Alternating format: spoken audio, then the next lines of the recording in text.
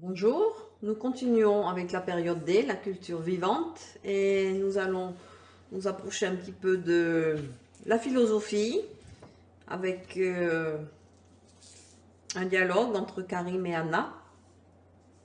Et dans ce texte concernant la philosophie, on parlera aussi un petit peu de la peinture et de la poésie et de la littérature. Toulouse-Lautrec et la dissertation de philosophie. Pour commencer, je voudrais savoir si vous connaissez quelques peintres français. Est-ce que vous connaissez des noms ou est-ce que vous connaissez des mouvements de peinture?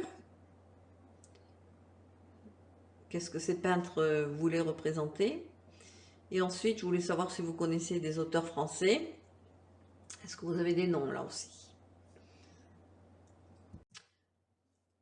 Karim et Anna ont un devoir de philosophie à écrire. Il ne leur reste que quelques jours pour le rendre.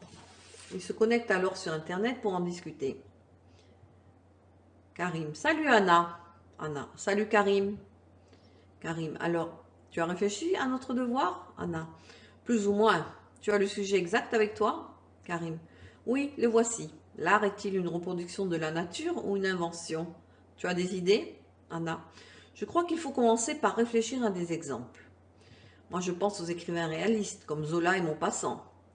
Ils voulaient essayer de décrire la réalité avec beaucoup de descriptions dans leurs œuvres.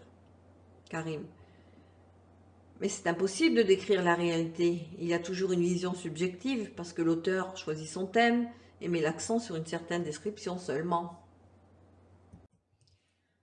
Anna, il y a aussi des poètes comme Baudelaire et Verlaine qui cherchaient plutôt à fuir la réalité. Plus tard, les poètes surréalistes ont essayé de repousser les limites de l'imaginaire. Pour eux, l'art est aussi une transformation du réel. Même en peinture, si tu regardes les tableaux de Monet ou de Toulouse-Lautrec à la même époque que les réalistes, on ne peut pas vraiment voir ça comme une reproduction de la réalité. Karim, Claude Monet, c'est un impressionniste, non?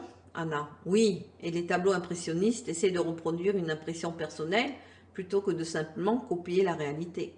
Karim, oui, c'est intéressant pour le devoir. Et Toulouse-Lautrec, c'est qui en fait? Je connais le nom, mais je ne connais pas vraiment qui c'est.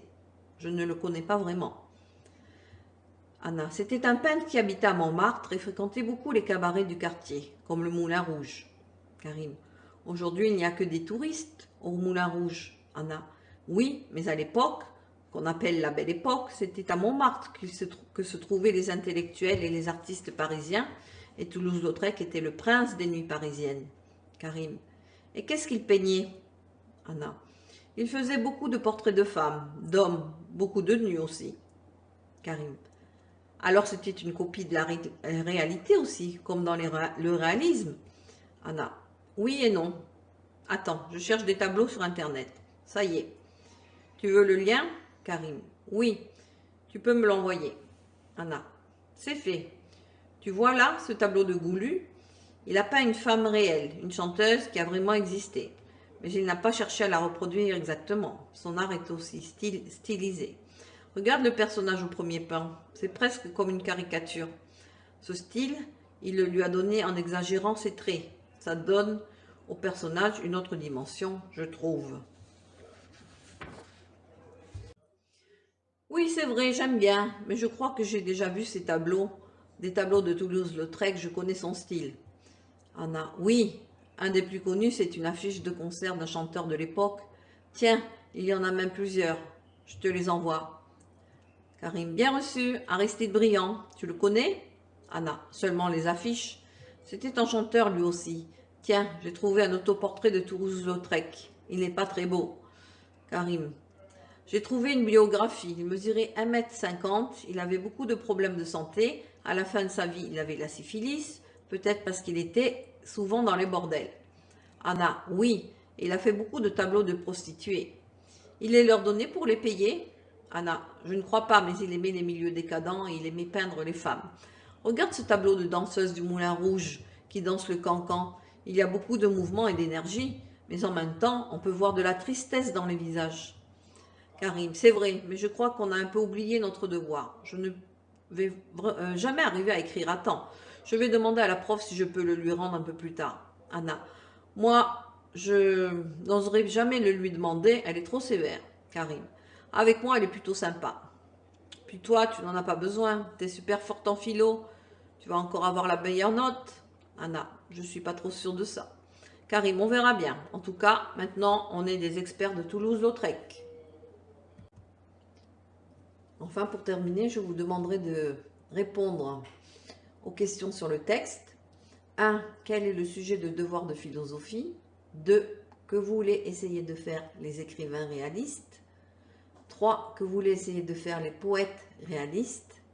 4. À quel mouvement de peinture appartient Monet? 5. Que voulaient essayer de faire les impressionnistes? 6. Comment était Montmartre à la Belle Époque? 7. Qui était Aristide Bruand? 8.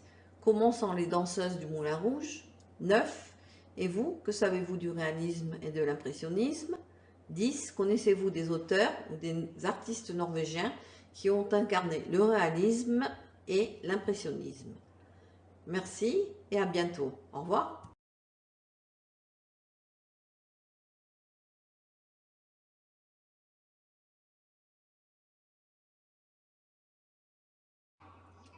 On termine avec le tango de Roxane, qui est extrait du film Le Moulin Rouge.